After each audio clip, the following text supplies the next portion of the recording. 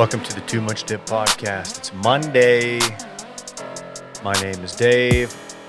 I'm going to be hosted here. Producing, it's Randy Trimbacki. Hi, Dave. You're looking better than I thought you'd look today at this point. Wow, that's probably because I went to sleep at 9:30 last night. 9:30. Can you believe that? It's like Dylan went that too. But I'll let you introduce him. No, that's a good one. Pull on that thread. Dylan, what time did you go to sleep? All right. Whole squad got their nights last night, about 10 o'clock, which for me, someone who routinely sees the other side of midnight on a school night, this is very good for me. Very good. That was Dylan Shivery. Thank you, Dave. That was him. Yeah, freshly back from the Big Apple, whole squad. Licking our wounds. Excellent weekend. Ready to get back into it. Hey, this didn't get much play. This is probably not for the show. Never mind. In the Too Much Dip group text, Landry sent something. It was an offensive costume. Did everybody see it? The P. Diddy costume? Yeah. It was really fucking shitty. Like What brought that to mind? What introduction were you pivoting to next? No, I was thinking. Here's a man who knows a little something about.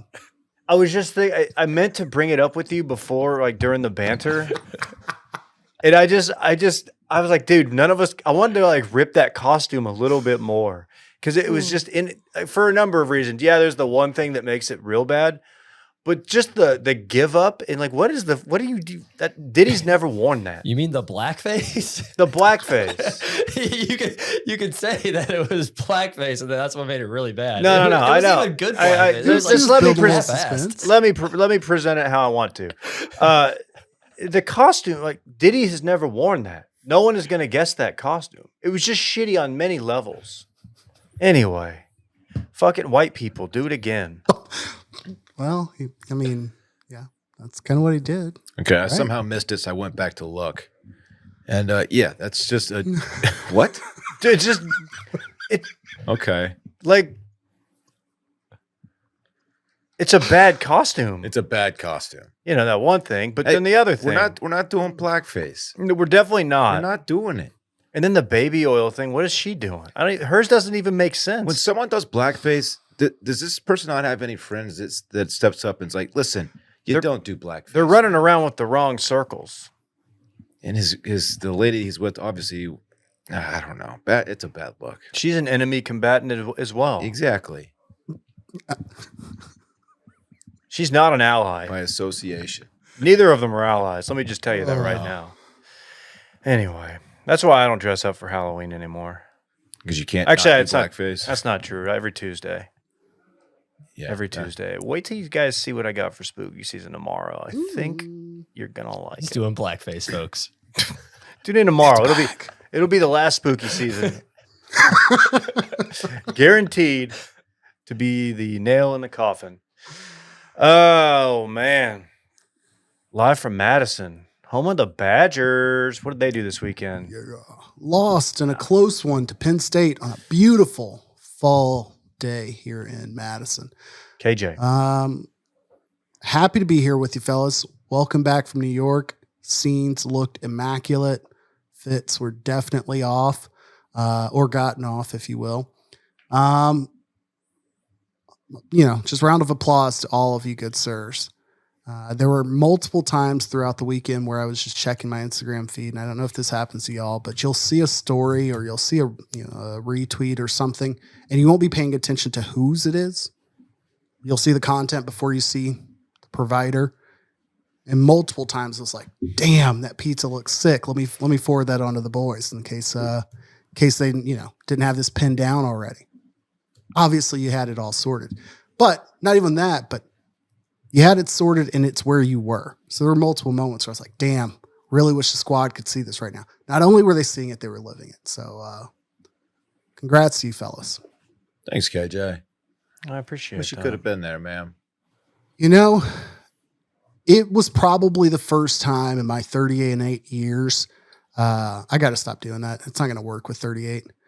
In my 38 years on this earth that I felt any sort of like interest in venturing to New York City. Like when the initial list came out, I was like, yeah, that's the one I'm just out on. I don't know why. It's been always been my sentiment. But everything you fellas showed featured no rats, no claustrophobic subways, no public human shits. Like everything I imagined about New York, I didn't see. So I've always been a little intimidated by New York, I think, more than anything. Just the public transportation and all the walking and it's just a lot of city for your boy. Visiting it, though, was a great time. Just getting in and out in 3 days was a really good amount of time to be there. Really, really enjoyed myself. But yeah, I know what you're talking about. Ooh. Which is weird because I think, like myself, you enjoy Vegas. You've been to Vegas plenty of times, which should be more overwhelming. But I feel like I can maneuver Vegas very comfortably. Yeah. But New York, I always feel like I don't know how many times and when I'm supposed to say I'm outside, whether or not I actually am outside, or I'm just supposed to say, nah, son, I'm outside. Like, and how aggressively and when. Those are the problems I have with navigating New York. But that might just be me. If I had equal funding for each trip, I would take New York City 10 times out of 10 over Vegas. Wow. And this is coming as a guy who had no desire to do New York City. I found it way more approachable. Public transportation. The inside joke was who's going to be this one scared to use public transportation, just because it can be a little intimidating. Once you just hop on there the first time, it's like, it becomes like kind of fun. You're like, you want to go use it. And then 3 days, I need at least 5. I want to go. There's so much going on there. Just like flying in and seeing how it's all spread out. I'm like, holy shit, I cannot do this in this amount of time. Trying to go to the different boroughs, bro. I'm trying to go to the BX. You know what I mean? I just want to see what's up. Maybe hit Yonkers. Go to Queens Boulevard. Check out Queens Bridge. It was delightful, and I would imagine fall is the time to go. Chelsea was the one that was afraid to use the subway. I finally talked her into giving it a shot, and she was like, okay. And by the third day, she was like, let's go ride the subway. Like, she was all about it. What was the fear? Is it just like the fear of not knowing what to do? She has a little claustrophobia. Not to air her business out, but she does not like to be in confined spaces, especially ones that get crowded, which I understand. Yeah. But we picked our spots, and we did a good job. She was all about it by the end. There was one time, I need Will to share the photo, that we got on leaving Central Park-ish area to go back to our place, and it was at capacity. It seemed like the fire marshal might step in. It was very, very, very overwhelming, and I've got my hand on the ceiling, on the top of the car, to hold, because there's nothing to grab onto where I was, so it was intimidating. But shout out to New York City. It was tough watching I was watching them watch their Yanks lose game 2. Oof. Yeah. Yeah, I watched some of game 1 from Little Italy. Actually, after dinner we stepped into this little cannoli joint, got some coffee and a cannoli. The Cannoli King. And watched Stanton hit a home run about 1,000 feet. That was game 1, wasn't it? Was that Soto or Stanton? Stanton went deep, I think, game 1. He had the moonshot. They tied it up, I believe, and then we know what happened. But got pretty quiet in that cannoli shop when the Dodgers regained the lead. Yeah, and then game 2 kicked off kind of as the listener meetup was winding down, I would say. And yeah, I was watching people, and you could tell like you didn't want to be in that bar very long as it was going south. It's just it's just awkward. But it looks like Ohtani's in for game 3, which is great news. Partial Turns out dislocated. he's great and great at baseball and delivers on the biggest of stages. Who would have thought? And just I guess he plays through like anything. Like he's the way he reacted to that slide, I thought like, oh, he's done. We got to, of course, rewind a bit and talk about Freddie Freeman, the walk-off for game 1. First, I believe the first walk-off grand slam in World Series history. And to do it at home, that was absolutely an electric environment. So sick. He's one of the good guys of professional sports too. Like all around good guy, I believe. KJ? You take issue with that? Isn't he very well liked? I'm only laughing because my immediate response when he hit it was I turned to Nicole and was like, "You guy's a piece of shit." And I have nothing to base it on. Literally, it's like, look at this good-looking dude full of veneers and dimpled chin. However, there was a moment when he left the Braves, same guy, correct? Yeah. And he was kind of looked at as like, excuse the racial similarities here, as like the Sean Lee of the locker room. There was a lot of like chatter from, I'm going to mix it up between Ozuna and there's another one who's out of the league for like some significant domestic violence. So whichever one remained, like they were like, yeah, Freddie Freeman was a little too uptight, like did not want the team having any fun. There was some chatter about that with the Braves, which not like I care about the Braves, but that's all I had on my Freddie Freeman card. Okay, I was wondering if there was something I missed because I saw your reaction in the group text and I was like, I don't know. I'm like, I guess Yeah. I need to call Jacob and get the Kemp spin. No, I think it was just one of those where like he's a squared away guy, which everything you've seen screams squared away guy. So it's Corey Seager. Probably. Exactly. He seems like he's pretty, I don't know if uptight's the word, but he's very serious, seemingly. And you had that's back-to-back years you have walk-off game wins. Just me bringing up the Texas Rangers being the defending World Series champs. Anyway. Acuna, I'm sorry. And I need to correct that because Marcell yes. Ozuna, one of them, and I think it's Marcell Ozuna, like is out of the league for significant, not great things. So I need to make sure I say it's Ronald Acuna. Okay. We sound real confident with that. I'm mispronouncing his last name is why I'm butchering this. Go on. No, that's all. I'm looking forward to some Ohtani stuff tonight. I'm looking for big things from injured Ohtani. But also, dude, Aaron Judge is getting smoked. He's been bad. They've turned on him significantly. I saw a nice Stephen A. rant today. I love a good Stephen A. rant to start my week. And not good. Not good from that guy. Not really holding his own. But yeah, when it comes to the playoffs, and especially Yankees fans, they don't give a shit what you've done in the regular season. They don't care at all. Nope. You got to turn it on in the playoffs, and he's not delivering. He's not delivering, man.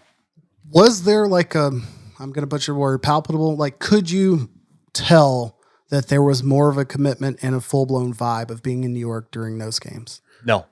Not where I was, at least. No, we probably weren't in the right spots for it, to be honest. Right. Like I said, like I was at dinner in Little Italy, and it was the shop I was in. They had like a small TV in the corner, and there were probably 7 people watching it. And then when we were at the meetup, which is during game 2, it was just a bunch of our listeners, that just met up to hang out, and I think many of them there were a few actual Yankees fans in there that were, lived in the city and all that. But for the most part, no, not much buzz. We were picturing like a radio on like some steps, like an old time radio and like a fire hydrant, like shooting water in the street and kids playing stickball. That's what we were picturing. And we never saw it. I did. Like every bodega you walk into, Yeah. they've just got it playing. Like you've got to wait to pay for your food because he's listening to the next at bat. Yep. Yeah. I did go to the West Village Saturday night, and like I saw a bar that was kind of like spilling out on the street, and like it erupted when that home run hit. So that was I was like, oh yeah, the World Series is on. So I think if you got to certain places, some bars were packed watching. At dinner Friday night, which was game 1. So just Alyssa and I in like an actual restaurant, not a bar restaurant, and like these 2 very good looking women, not important information, but they were very good looking. One was wearing a Yankees hat and the other was wearing a Dodgers hat. And they like walked in to eat dinner. And I was just like, I looked at my phone, I was like, the game's going on right now. Like, these girls aren't real fans. You call them out? I was just like, what is this? Like, you should be.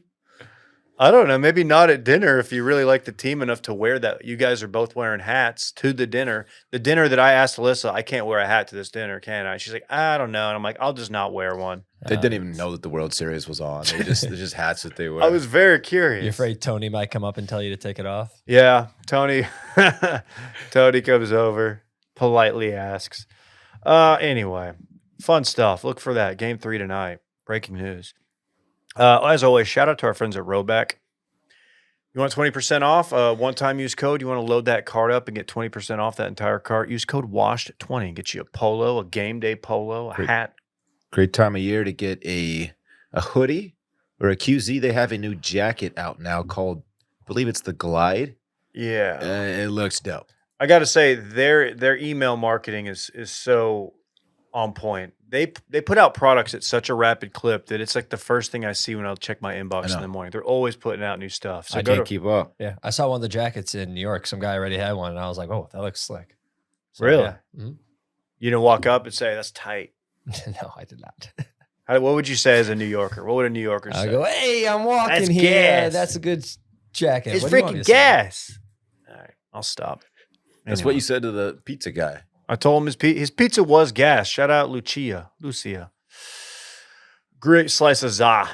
To college football. Dylan, I could feel the anxiety. Yeah, talk about games that were on during the meetup. Yeah, I felt like that was very poorly timed, but given how far out this has been scheduled, this is definitely one of those where we're like, no big deal. You probably looked at it like, oh, it's Vandy. I'll be able to watch it from my phone or something. Yeah, so like I can see that conversation happening back in August or some shit. Yeah, the bar. Shout out Jim Saloon, great bar by the way. It was kind of split up into two different rooms. Both rooms had TVs in them. Only one of the rooms had the Texas game on. I strategically spent my time on the other side of the bar because Smart. I knew that game was just going to distract me the whole time. So I was a good boy, and I decided to interact with listeners instead. And I didn't miss a ton. So I forgot that game ended up close. I was talking about A&M being good. Oh, But okay. let's talk Texas Oh, okay. real quick because I don't realize how that game went from well in hand to like, huh? Yeah, the game started off with an interception, the first drive from Texas, which is, I believe, is how the last 3 games have started for Texas. Not great.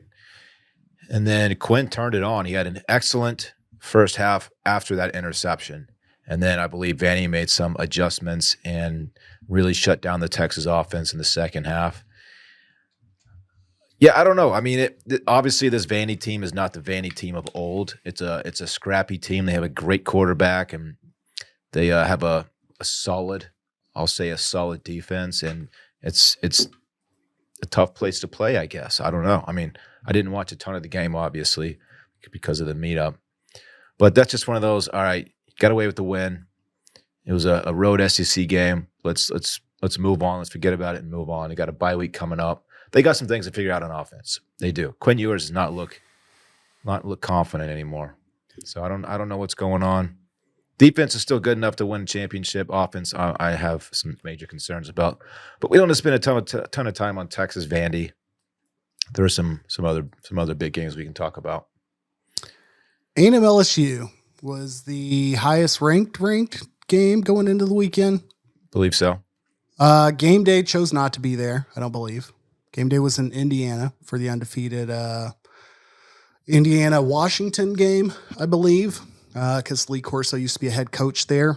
Quick random fact, when Lee Corso was there, my dad was being recruited as a running back around that time out of college. And I think Lee Corso pretty quickly was like, well, you can come here and play linebacker. We got too many running backs. So you want it or not? So I've been raised to have like this undue hatred towards Lee Corso, but probably well deserved. Anyhow, A&M LSU is probably the first time where like I felt like missing an SEC game since I guess the Bama Georgia like electric game this year. Like missing it to watch SMU where I felt justified my decision, but then regretted enough to go back and watch like as many of the highlights as I could, because by all accounts, the vibes were absolutely electric. Mm-hmm. The uniform matchup was like everything you could ask for. LSU wore their all whites. A&M went with all black. It was a nighttime game. What do we You think didn't about get as many- those? The all black Huh? uniform. What do we think about the all black uniform on the Aggies? It's the juxtaposition, really, if you ask me, but otherwise it looked good. Great point. I like the color scheme. I like the all blacks. I didn't like how it just said Aggies in cursive on the helmet. I thought the helmets could have been much better. I should think- have gone with the regular logo. I agree with that. Okay. But by all accounts, like this was one of the first times since maybe Sumlin, Johnny Football, like where you felt like, yeah, they are a good team. They're as good as they should be. Like that's the first game I watched them and felt like they were as good as they should be. And they did it in a game where they benched their quarterback. Like Connor Wegman got benched after a quarter in. Yeah. And I don't know about you, Dylan, but I'll get to SMU in a minute. That was a decision and an outcome that I would have been like very on board with seeing my head coach do in a game where it's like, hey, if we ride this out, it's not going to go well. And Yeah. he made that decision. He ate, he rode with it and it turned out tremendous for them. So like that was awesome to see. Yeah. It seemed like LSU didn't account for Marcel Reed at all. Like their defensive game plan was about shutting down Connor Wegman, which they did. Obviously, he got pulled in the game. Insert Marcel Reed, and he was doing some RPO, and the dude is extremely athletic. He also made some big time throws down the field. Look, I've been worried about this game. I even said so from the beginning of the season. I said I don't know how good A&M is supposed to be, but this game, it being the last regular season game in College Station, the first time they played in 12, 13 years, is going to be one of the toughest games on the schedule, if not the toughest. My concern is growing more every day. This Marcel Reed kid is good. And again, how well he plays when the defense schemes for him and knows that he's going to be the starter, it might turn out a little bit differently. But the dude is a baller, and it seems like as he goes, the team goes. Like if your quarterback starts to do things like that, it just kind of makes everyone play a little bit better. And he certainly had that kind of influence on the game. Yeah, they look good. The defense, we've known the defense is good. The offense is what we kind of had questions about. And this kid looks to be really, really good. And I'm definitely worried about the game. I think you said it. I mean, I think not being they did look like they weren't ready for that. I think a team with a competent defense, which Texas definitely has, like a very competent defense, a fast defense, they shouldn't have that much of a problem. But, dude, A&M shut down the run. Like that. With the numbers? Give me the numbers because I did. I'll admit I was checking on my guy Caden Durham just to see, and at one point I was like, "Oh, damn, they're not doing anything. They couldn't do anything unless I missed some stuff in the first half." So again, this is college football where like sacks will count against total yards, but yeah, that really is not coming into play here. It's only -3 for sacks yardage. 18 combined carries for Josh Williams and Caden Durham. Caden Durham out carried 11 carries for 15 yards for Caden Durham, 23 yards for Josh Williams, and only -3 yards for Garrett Nussmeier once you have sacks factored in. So he may have had more yardage than that, but then sacks deduced from rushing yards. Comparatively, rushing yards on the day, 24 yards team rushing yards. That math doesn't math, but whatever. That's what I'm seeing. For LSU, 242 for Texas A&M. They could not stop their run game. LSU could not, which is absurd. And then passing, 134 passing yards for A&M, 405 for LSU, and LSU threw 3 picks. Yeah. Like, that's just not the game that you want to be playing if you're calling yourself the premier SEC team. I'm not saying you have to go up and do what Texas A&M did and like double up rushing to passing yards. Like, I don't think that's a modern day approach either, but you're not doing shit with 25 rushing yards. Nobody is. Yeah. That's just not getting it done. Yeah, that's not going to work. And yeah, dude, I got back to my hotel in time to watch like a lot of that fourth quarter.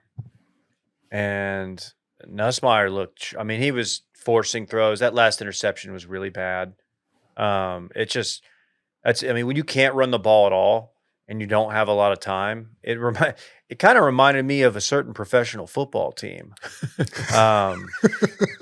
Looked very familiar, that whole thing. But yeah, A&M. I don't know, man. I don't know if are they gonna stick with Reed going forward. I mean, I feel like you kind of have to. Oh yeah, I think they have to at this point. But it'll be interesting. I don't know what their schedule looks like the next few weeks. South Carolina on the road. That's That's a good big this one. weekend. That's at night too. At 6:30 at night on the road.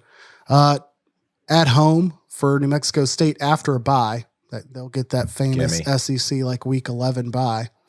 Not the bye week, but playing against New Mexico State that late in the year.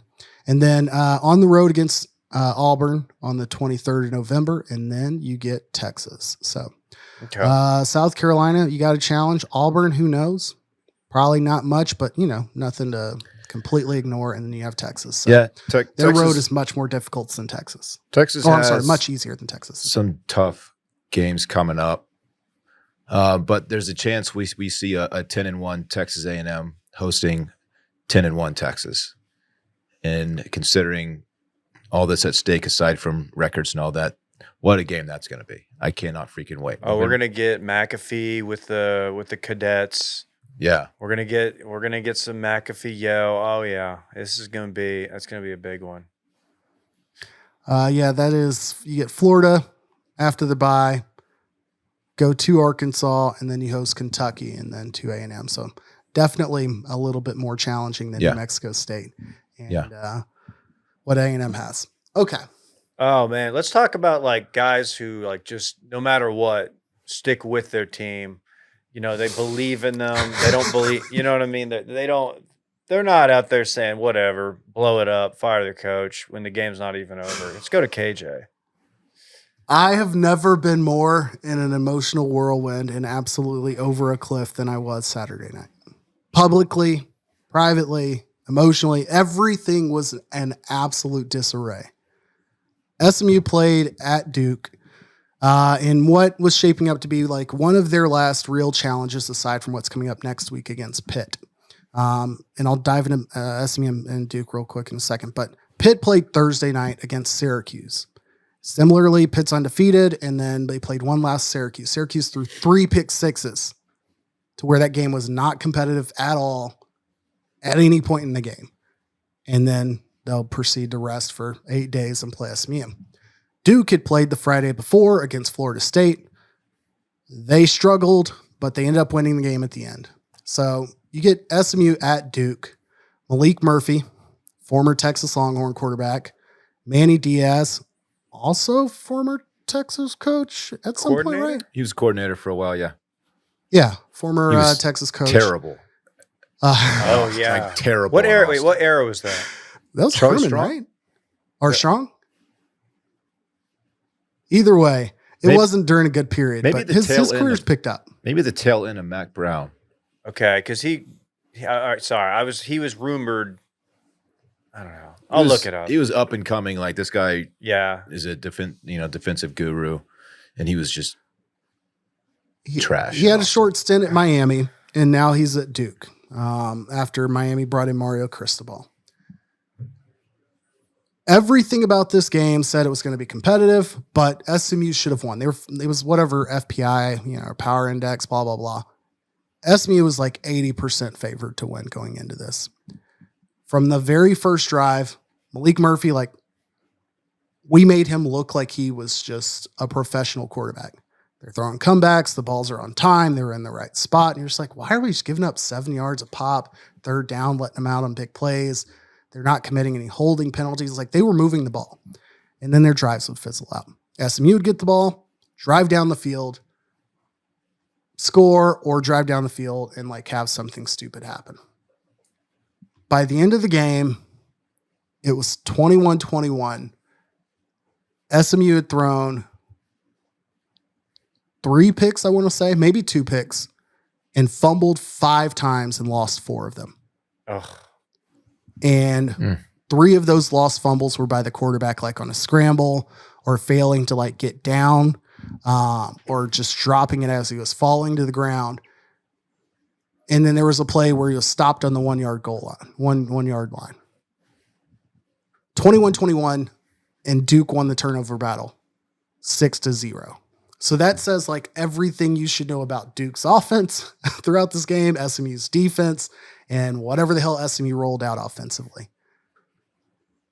The only reason this even went to overtime, with about 1 minute and 22 seconds left, SMU fumbles because their defense put them in a position with the ball. All you had to do was to get about 30 yards, and they were going to kick a field goal.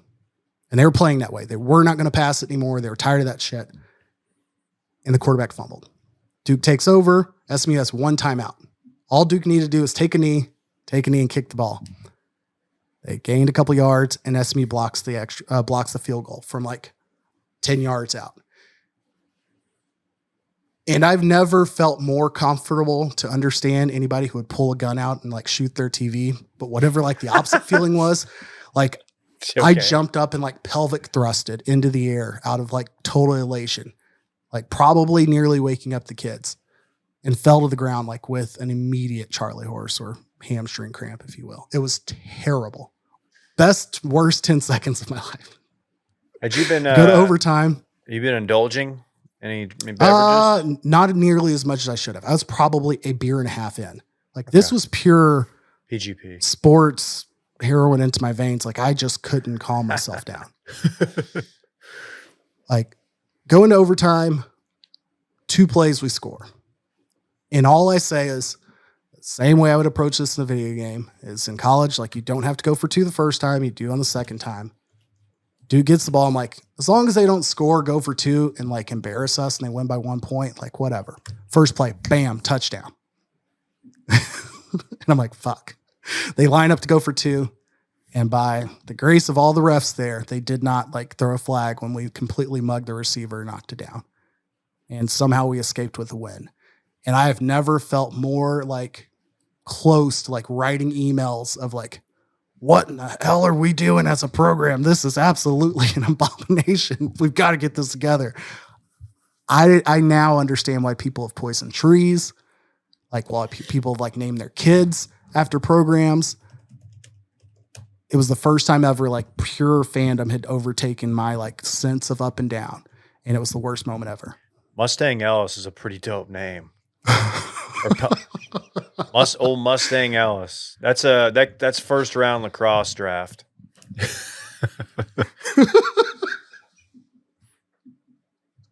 And I don't know, man. You got Pittsburgh this weekend. So you're about to get real throttled up. So undefeated Pitt comes to Dallas, and they were, you could look at the schedule and say like, this has a chance to be a game day game. Of course, you get undefeated undefeated Penn State and Ohio State, and ESPN goes that route. ESPN's not even showing that game, so it's a little bit upsetting to me. I don't think that's an ESPN game. I might be wrong on that, but whatever. Yes, game day's going there. Like we've never fucking seen Happy Valley before.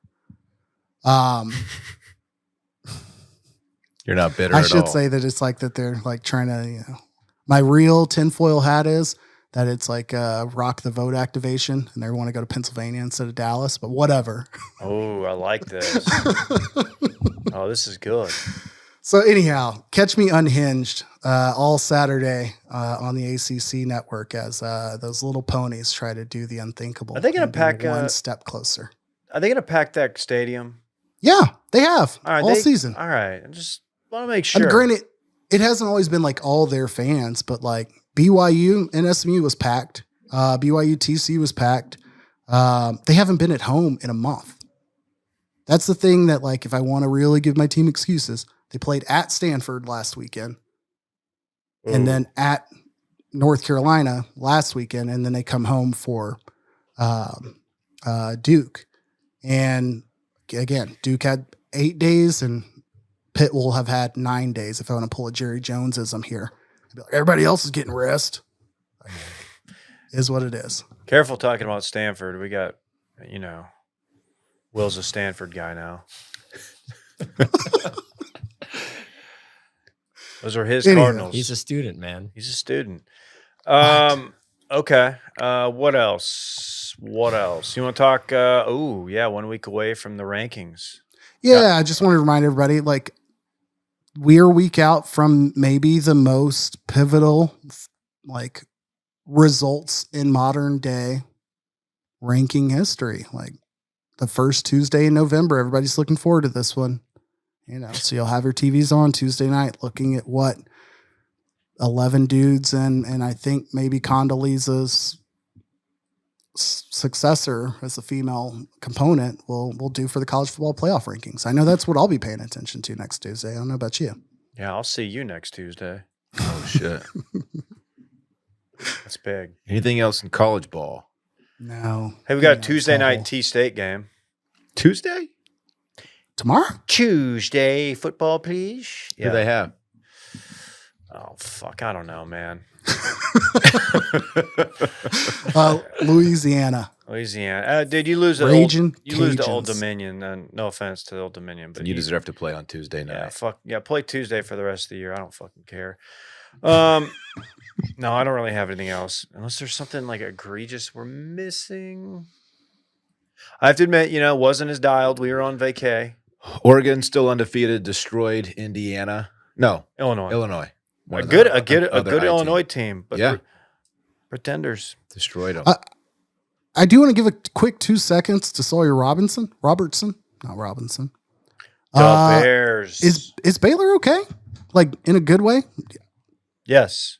Will we look up and will Colorado be 10-2 and will Baylor be whatever 8-4 or 7-5, whatever they can go? Like, I think both teams might run the table at this point. There is a chance they need to win, I believe, one more game to be bowl eligible, if I'm not mistaken. But yeah, that's you got that right. No. Hold on, pause. They're 4-4. Okay. With remaining games. TCU at home. TCU at home, which that TCU Tech game will be talked about forever amongst everyone who gets into their third preference of college.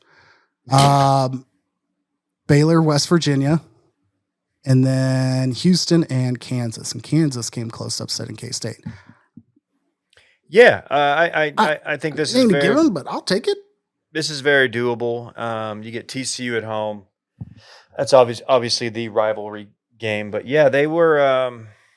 That's back-to-back wins, and Aranda looks like he's got them keeping his job at the moment. I don't know. It's weird. They ran the ball really well. Sawyer Robertson looked really good for a second week in a row, and granted that's against Oklahoma State. But here's a name. Remember Ollie Gordon? Remember the preseason Doak, preseason Heisman? My Heisman future bet, yes. I'm very curious what's going on. Like, how much of that you can attribute to him. They don't have a good quarterback, Alan Bowman. This is the Pokes I'm talking about. So I don't know how much of that's hurting him and his ability to, I don't know, I believe at least a second-round pick going into next year, what everybody was thinking. 2 tutties this week. I believe I saw him score a couple last week. Last week he BYU. was good. He was good against Yeah. BYU. But I forgot, like, oh yeah, Ollie Gordon. But yeah, no, Baylor seems to be in a good way. I don't know if you saw how much of that Tech TCU game, but I guess it may have come down to a missed kick from a a Tech field goal kicker who decided to get a little political with the celebration and then ended up missing a kick later on, which is a tough scene. I saw the highlight several times because, of course, and I thought that it was a game-winning score the whole time. Because he was so excited, obviously, and then I did not know yet that he would go on to miss a very important kick. It was a fake. Yeah, right. Yeah, and I get being excited to your kick. That's going to happen to you maybe once in your college career. You get to actually do that and to score on it. But yeah, it was to do political statement on the T-shirt. That's after a dub, right? Otherwise, it just kind of like falls flat. Yeah, or if you it's after a dub when you're one of the best edge rushers in the league, and then when you're asked about it, you just kind of say you don't really say anything about it. You don't stand on business. I guess the hat says it all. You Shout don't out have to say anything else. Shout out to the Bosa Bros. Very important time.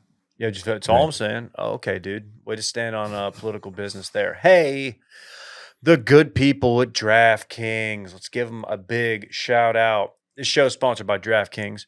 The NBA is finally back. A new season means new ways to get into the action at the DraftKings Sportsbook, an official sports betting partner of the NBA. Who's draining threes from beyond the arc? Who's crashing the boards and grabbing rebounds? Get behind your favorite players and the prop bets you can make on DraftKings, the home of NBA player props. First time, new DraftKings customers bet $5 to get $200 in bonus bets instantly.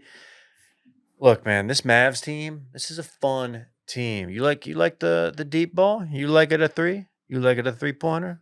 Klay Thompson. How about that? Does that name ring a bell? He's got a stroke, man. He got a stroke. Every point counts with DraftKings Sportsbook. Download the DraftKings Sportsbook app and use code WASHED. That's code WASHED for new customers to get $200 in bonus bets. When you bet just $5, only on DraftKings, the crown is yours. Gambling problem? Call 1-800-GAMBLER. In New York, call 877-HOPE-NY or text HOPE-NY 467-369. In Connecticut, help is available for problem gambling. Call 888-8789-7777 or visit ccpg.org. Please play responsibly. On behalf of Boot Hill Casino and Resort, Kansas, 21 plus age and eligibility varies by jurisdiction. Void in New Hampshire, Oregon, Ontario. Bonus bets expire 168 hours after issuance. For additional terms and responsible gaming resources, see dkng.co/bball. B-ball. Football time. Professional football. Professional football. Where do you want to start, Davey boy? Commies? They did it again.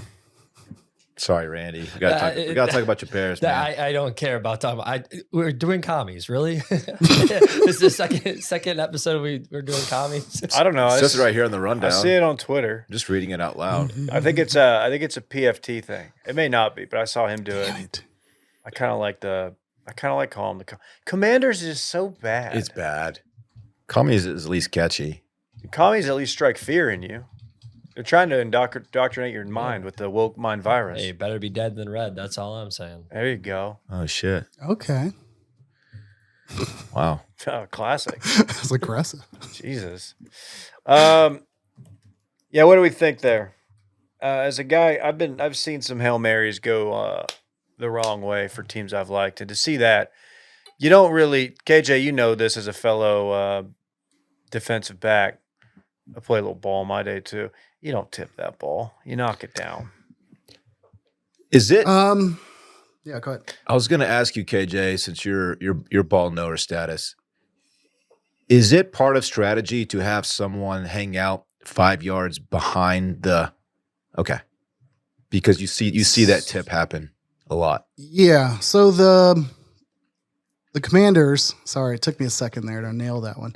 The Commanders executed perfectly, and a lot as to what made this play successful was that they had too much damn time. So much so is that you got the angle of the DB taunting the crowd. You see the ball snap. You see people running down the field. A good 15 yards down the field before he recognizes what's going on. But all the while, like what people may not be paying attention to is Jaden Daniels was getting some pressure, but not nearly enough because he had another 2 seconds before that player was in a Hail Mary position, so much so that Noah Brown, former tight end, I guess, through his time at Ohio State and Dallas was a tight end, but he gets past the jump ball group, the scrum, if you will, into his position as the back player. You usually also have a player in the front.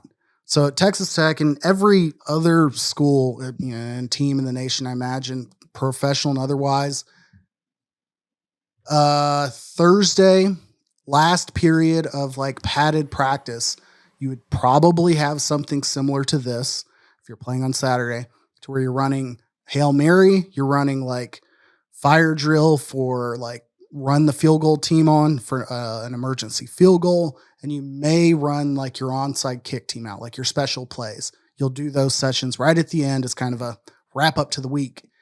And Hail Marys is always the period that, like, it's not the missed kick. It's not somebody not being on the field for the field goals. Every time, Hail Mary would be the one that caused the most grievance if people did not get in position, offensively and defensively. So, like, players hear this shit every single week. It's not like, oh, man, how often do you practice? Like, every week. You know that one guy needs to be in the back, one guy needs to be in the front, and you have at least one person in the jump ball. You got to spit roast that scrum. I want to issue a quick correction. You said that they were 15 yards into their route when he noticed. 35. I'm looking at the play right now, and I counted the yard markers. That's insane. They were 35 yards into their route by the time he realized that the play had started before he reacted to it. They were on the 20-yard line when he was like, oh, shit, I better go get in position. It's like when Exactly. you when you're playing Madden or something, and like you just like you're like just learning the controls, and like your guy's just running around like and they're like, oh shit, so you just kind of run toward the ball. And he was at the corner of the field too, so he could get close to the the stands, I guess, so they could get a reaction from them. He wasn't even near where he needed to be for the play. Offensively, you know your mark. You know where you're going to. And they'll probably say like one of 3 or 4 things. You're either aiming for like one of the field goal posts, because as a receiver, you can see that without looking to the side or back. Like, you're dead sprinting to this mark that you can see visually in front of you. So like, they're all heading there. They know that, obviously, they're offense. Defense, you've kind of got to like go umbrella approach at first before they define where they're heading to. And so he needs to be off to the side, but again, he had 30 yards of wasted time to say, oh, it's Hail Mary middle. I don't have the isolated guy off to the side, because if everybody just completely screws up and runs the middle, maybe you got somebody going and, getting burned and nobody over the top. I don't have that going. Let me get to the middle. And he's apologized to his team, like he's made it public now, but his job was not to go be in the scrum, to be in the jump ball. Very few times is like that somebody's specific job. It's usually the person. If it comes to him, it's him plus the underneath guy. Everybody else adjusts to like the bracket. But since it wasn't his area, he should have been going assigned to the front or the back. Got it. To the guy that's getting tipped to in the front or boxing out the guy in the back. He could have sprinted and tackled Noah Brown. And we all know it's a Hail Mary rules. Like, nobody gives a shit what you do PI wise. What's its tip too? Like, especially after it's tipped, like he could have speared him in the ribs after the tip. Yeah. But he wasn't paying attention and he sprinted to the jump ball. And worse off, because he sprinted, he had the best vertical. He's the one who the tipped person it. who tipped it. Oh, Yeah, that's he's also Like, the one all who of this tipped built to the same issue. He didn't know his assignment. He had a running start to the point of the play. And he influenced that in like 10 different ways. It wasn't, oh, he was late and like it would have happened either way. No, he cost them a game. That's bad. That's really bad. I love that the panic move is to just run to the scrum. You're like, Oh yeah. yeah, that would be that makes sense. That's what you would do. Even though he was so late to realize that the play had started, he still had so much time to get in position and do what he was supposed like carry out his assignment. He just didn't do it. Which, let's say the ball fell short or got overthrown or all of the things that could happen. He probably would have not been shamed as much by fans, and he would have still been roasted in the film room because he didn't go to his mark. But because the D-line wasn't getting any pressure, like I said, he had enough time to get there and fuck it up. Like, everything built up. Not his fault there was no pressure, but everything built up to this guy just having the worst fucking day ever. They are the leaders of the NFC East by a game. 6-2. Yep. Like, They look good. Jake Daniels, it was a poor offensive game on both sides for both teams, but Jaden Daniels is having a hell of a season, man. That dude's a gamer. Yeah. I mean, who would ever hire Dan Quinn is the thing. Like, we saw what happened in that Super Bowl. Why would you make him your head coach with all that baggage? Yeah. Yeah. It's the Commanders. It's real bad. It's real bad in Dallas right now. It's not going to get better. The defense will get a little bit better once they get some guys back, but that's not going to matter because their offense is it is so bland. It is so predictable. It is honestly like people's careers should be ended by like what they did going into this season, like in that front office. Meaning, but they won't because their last name is all Jones. But like what they have done to that offense or what they didn't do. And like you see trades being made right now. Like the Chiefs picked up an edge for like a 6th rounder. DeAndre Hopkins. Yeah, also that too. Devontae Adams was out there a couple weeks ago. Whatever. It's insane. And yes, like watching the first half, like they looked better. They looked more physical. They looked like they were like not giving up in the first half. It was like, okay, it wasn't great, but it was like they're playing hard and they've got some people who still care. CD looked great again. Jake Ferguson, their tight end, looked good. Darvin Ham out there getting some touches. Zeke had a couple. Dalvin Cook. Dalvin Cook. What did I say? Not the former coach of the Lakers. Not Darvin Ham. Which, again, bold of me to be the one who jumps in and corrects the name. But Hungwy. No, dude. It is. I think, man, my theory, when I write the eulogy for this Dallas Cowboys team when they're finally eliminated, it all boils down to their quarterback being completely immobile. He is so much worse when he can't move. When he is, as our friend Jake, who wrote a nice little piece in D Magazine about the game, on how bad his footwork gets when he's just moving, like having to move around in the pocket, and he does it. Their O-line, he has like 2 seconds to throw the ball, which limits them. They can't throw the ball downfield. It is bizarre. And all that to have a chance to go down and take the lead with like 2 minutes left. And the first throw he throws it into, I don't know, he just tries to throw it to Fred Warner. Don't know what that was. I don't know. Did you see that? Were you able to see that? Well, it's the worst. It is.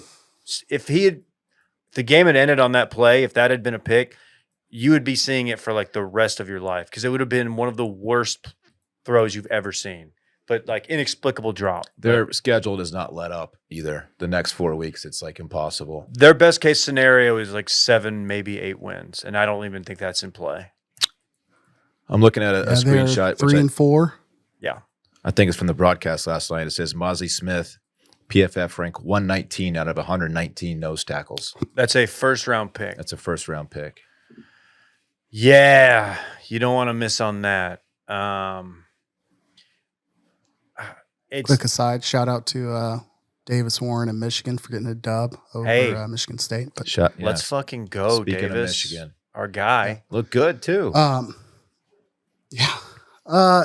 Cowboys wise, like I think you hit on something that like you're saying maybe is a major point, but like I don't think there should be confusion that this team has quit or like that they're not trying. There are times where they look disinterested in sometimes, but I don't think as a team they've collectively quit on their coach or each other. They're injured on defense and that affects a lot of parts of their game. But to your point, they're just not a well-constructed team. They're not constructed as a championship team, period.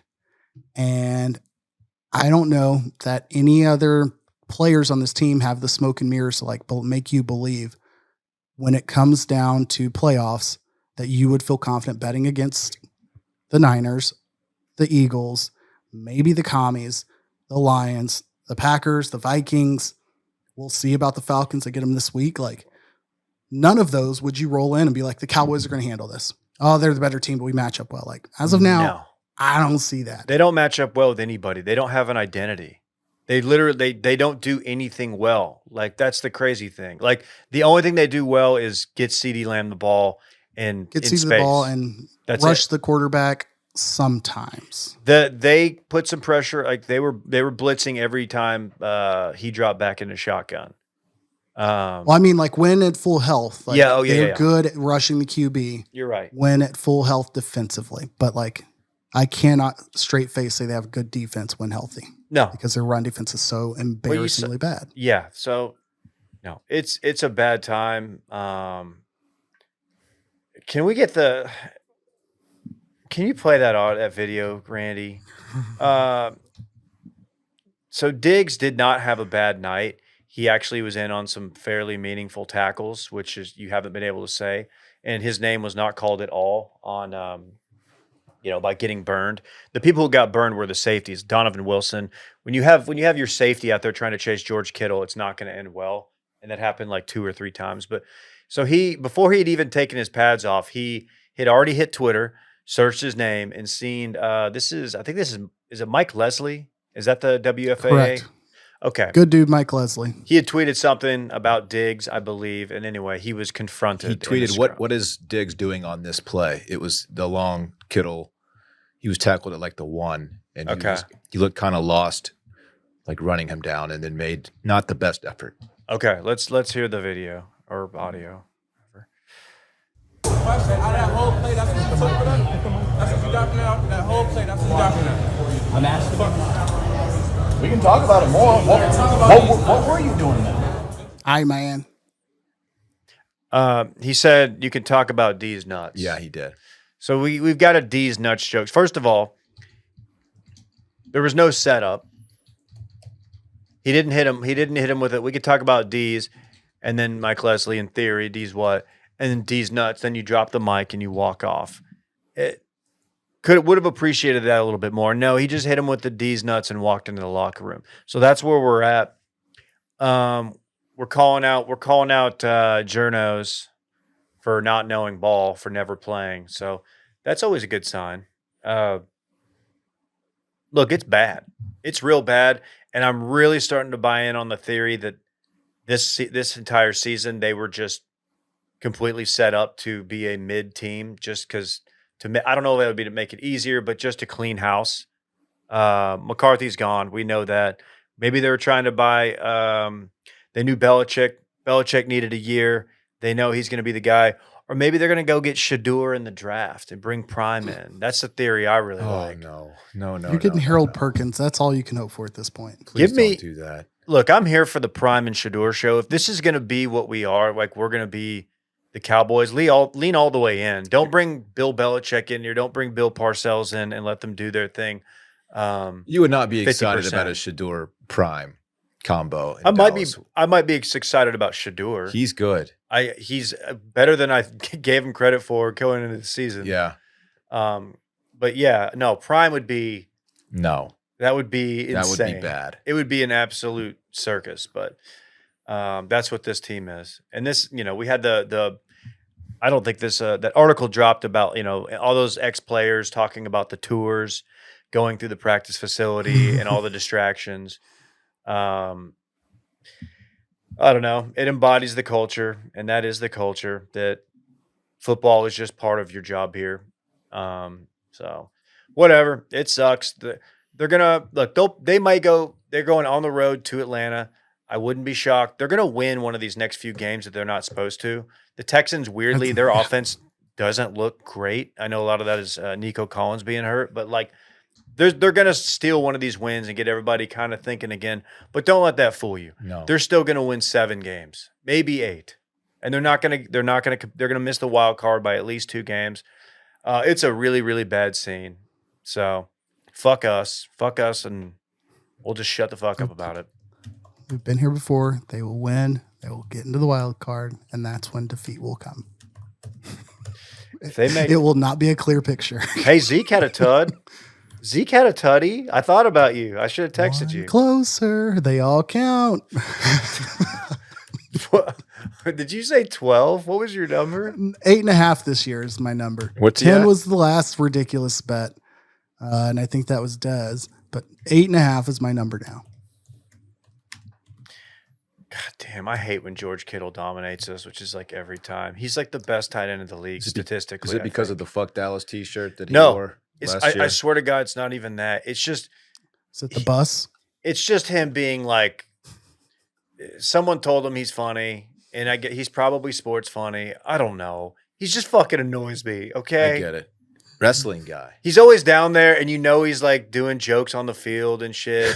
It's like And he plays really well against the Cowboys every time. he's an excellent tight end. And hey, How is good. he not the mountain dude in those commercials? that's a great Those question. inexplicably bad commercials. How is that not him? He's a Jack's Links waiting to happen.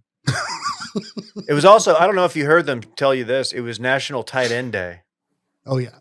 What are we doing? Why were they pressing that so much? Well, yeah. Are they the only? Is that the only position that gets a day? Is there a national cornerback day? Just a whole lot of this all day.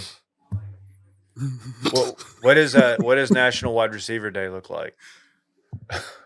Just a lot of air gun. Just a lot of blocks getting sprayed.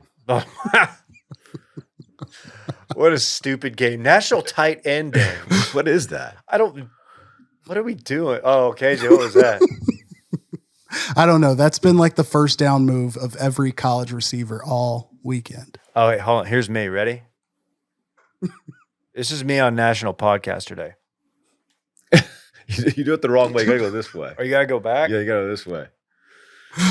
Oh God, I hate CD's celebration so bad. He's so good. So bad. He's so good, and like he does not need to be on this team. Go get a first and a third. He'll flip him. I don't know what my deal is with him. Like I have nothing but support for his talent, for his production. I think he is all quality, but for some reason, I get so annoyed when I see him play. I don't know what it is. Is it because he's 88? I think that's it. I think there's something about like that whole thing that I'm just like, and he fights that mold so much. He wants to be his own dude. No, Does but not feel like a continuation.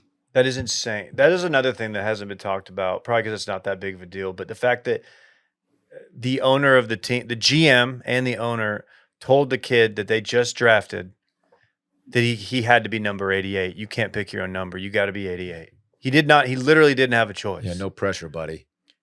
And he wanted something, actively voiced that he wanted a different number. how tight does he look with like what would be there's a million numbers. Two. Not a million, but like there's so many numbers that would look cooler on a player who plays like him. Not 88. 88's a very busy number. It still makes me think of like mid 90s bulky shoulder pads, running great routes, but possession receiver style play. Yeah. Not what he does. All right. What else? What else do we miss? Lions are very good. They're fucking. No one's beating them. Goff has got to be leading candidate for MVP. He's just having an unbelievable season. Give me The ball Lions. the Lions ball's Chiefs. not hitting the turf. Lions Chiefs Super Bowl. Give it to me. Yeah. Or Lions Bills. I'm all about that. Lions Ravens. Fuck. Lions Ravens. There's a lot of good matchups. Just give me a week of fucking whatever their head coach's name is. Dan I'm Campbell. blanking on it. Dan Campbell. I always want to say Dan McCarthy or something. I don't know. Dan Campbell. Give me a week of Super Bowl week him. That's all I need. It's a great call. And Amon Ra and both of his living parents present. That's right. I'm glad you've you've learned from past mistakes. Oh, don't worry. I've got to correct myself that Marcel Osuna is definitely in the league now, but he served a long suspension. So I was wondering if so many corrections. Yeah, it's okay. I was wondering if we needed to clean that one up, but I mean, he's a scumbag. Like I'll claim that more than like anything else. Like he was guilty. His quote was, "I learned everything about how to treat people in my 20-day suspension and the therapy they assigned." you can do a Whatever, lot in selfish 20 shit. days. You could do a lot in 20 days. Fair. Apparently. What else? Anything else we want to talk about? Don't believe so. Okay. What we got tonight? No Liberty parade sightings. Sorry, I failed to mention that off top. I know y'all there. Y'all were there. No, I think it was like the morning y'all landed in the we afternoon. didn't make the parade. No parade. No, we went to Timothy Chalamet lookalike contest instead. I'm kidding. We didn't go to that. That was right by our place. It was like Washington Square Park. It was right there. All right. I love New York, bro. You could see anything. Shall we run it back? Anything, Randy. Yeah. Yeah. right. What are some examples of anything that you could see there, Dave? You tell us. You're the one staying You out could till see our podcast meet up. you're the one staying out till 3 a.m. Yeah. Well, Doug Dick Getting Dome. yeah, I was watching a new business, a small business open up. Did you hear what KJ said? Yeah, I heard He what said he said. Doug getting it on. You could see. All right, go ahead. Run it back. All right. Let's run it back to the segment during which we talk about what we already talked about. Don't do blackface, guys. Oh, fuck, yeah. Dave's New York pizza was gas. LSU's offense reminded Dave of a certain professional football team. KJ pelvic thrusted during the SMU game. KJ understands why people poison trees after big football games. Randy would rather be dead than red. Don't get fooled if the Cowboys win one of these next few games. Fuck us, and we'll just shut the fuck up about it. And finally, Doug getting dome. And that concludes Run It Back. Fun Not one. scrolling to run it back is the best part of doing this show. Sometimes I peek and it ruins Christmas for me. But other times I just wait and I just have to cry until I finish this podcast. Don't poison any trees, please, KJ. I don't want you to get arrested, man. We're going to have to replace you. It's a whole thing. Save it for myself. Okay. God. Poison your own trees. How about that? Exactly. Okay. Walking around New York City, I did have the thought that, like, while I don't condone what Eric Adams has allegedly done as mayor, it's got to be real hard to be the mayor of New York City. There's a lot fucking going on. There's a dude. lot happening. You mentioned the fire marshal. I'm like, well, he's probably unavailable. He's being indicted right now. But I had that thought too. I'm like, there's too much going on here. Yeah. There's no way this guy's actually responsible. You for need like a anything. committee. Yeah. Ah. And I will 5 say, mayors. let me also say this. I watched a little bit of TV in my room. The political ads in New York City hit so hard. There's this fucker, I don't know what he's here, Esposito, something. He's running for something, ex-cop. I mean, dude, this dude's getting smoked. Like, these ads are biting. It's just like. You think it's the place where they'd have Kill Tony on during a major rally? Like that would go down there? Okay. Let's get out of here. Tony Hinchcliffe. The P. Diddy line was not bad. I'm going to go back and make that picture the center of my afternoon. But let's get out of here. Which picture? The costume. Photo. It's the fucking shitty. It's that kid needs to go to 20 days of rehab for a number of reasons.